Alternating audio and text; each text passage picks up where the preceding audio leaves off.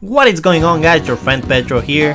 As many of you know, the Game Awards took place last night as of the making of this video, and I want to talk about the announcements that caught my attention. That does not mean the games I won't talk about are bad, they are just not my cup of tea. But the first announcement I want to talk about, and I honestly can't believe I'm saying this, it's the inclusion of Sephiroth into Super Smash Bros. If you guys been following me for a time, you may have realized that I'm a huge Final Fantasy fan, and Sephiroth being in Super Smash Bros., it's definitely a dream come true.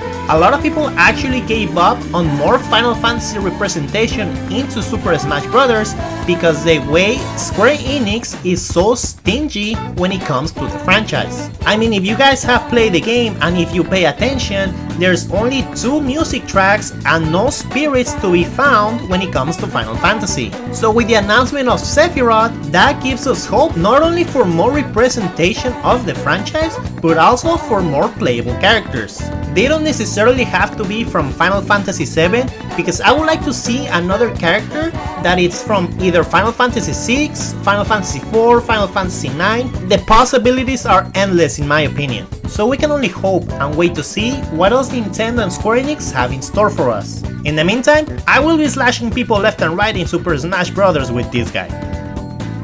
This next announcement, even though it was rumored for a while, it was still very nice to see, and that is the inclusion of Master Chief into Fortnite. Now look, personally I have not played Fortnite for a while, in fact since Season 1, and I can understand why a lot of people dislike the game. But when a company is capable of bringing Kratos from God of War and Master Chief from Halo into a single game, now that's something to take notice of.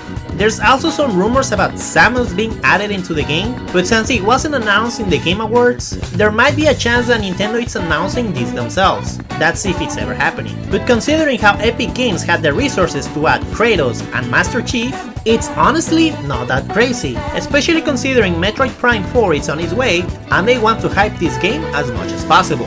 And what better way to do it with one of the most successful games out there at the moment. Honestly, Nintendo will be crazy if they don't push for Samus to be in Fortnite. I mean, even I will start playing Fortnite again if they were to add Samus Aran.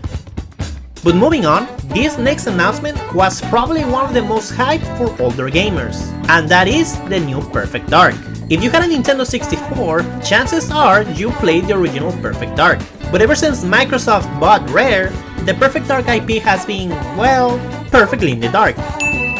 But with this new announcement, it seems that Perfect Dark has another shot of being at the top, especially considering it's not being developed by Rare, but rather a new studio called The Initiative, which is composed from industry veterans from Bungie, Naughty Dog, and even Rockstar. Unfortunately, this game is gonna be Xbox exclusive, but it will more likely get a PC release and hopefully it gets added to Game Pass. So if you don't have an Xbox, there might be ways to play this game in the future. Speaking of exclusives, one of the games that caught my attention the most, it's the game called Returnal, which is a PlayStation exclusive. The premise of Returnal seems very interesting. Combining horror with action, this sci-fi game looks very promising. Looking at the trailer of this game makes me want to see more. I mean, we only seen the action portions of the game, so I'm still wondering if this game will have some sort of exploration or it's just gonna be action oriented. But if this game has some sort of elements to a Metroidvania game, it has the potential to become one of my personal favorites for the new gen. The good thing is that we don't have to wait that long to get this game, since it was announced that it will be released on March next year. And while we're talking about sci-fi games, the Callisto Protocol does not fall behind. Made by the creator of Dead Space, this game's promise is to be the scariest game ever, and I really wish they accomplished this goal. If you have never played Dead Space, at the time it was one of the scariest games released for that generation. So I have really high hopes for this game to be as scary as the creator intends to. And finally, the last game I want to talk about, it's about the Road 96. Even though this is an indie game, I am somewhat of a sucker for this type of emotional storytelling games, especially when it comes to stories that give you a glimpse of what a lot of people go through on a daily basis. And when it comes to the Road 96, it's truly such a sensitive topic about running from your home country to go to another one in search of a better life. And I feel like a lot of people have yet to empathize with this type of people, and this is what I like about these type of games.